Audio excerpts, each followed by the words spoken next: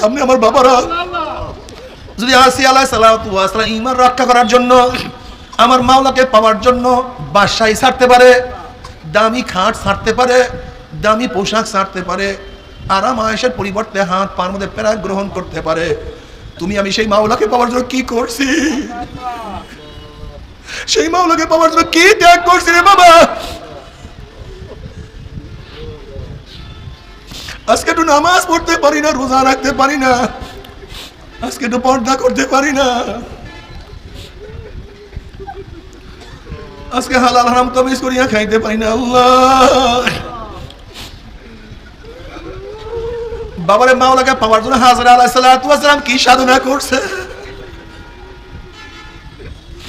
হাজরা আলাইহিস সালাতু ওয়াস সালাম মাওলাকে পাওয়ার জন্য কি সাধনা করছে? আইয়ুব নবী আলাইহিস সালাতু ওয়াস সালাম মাওলাকে পাওয়ার জন্য কি ত্যাগ করছে?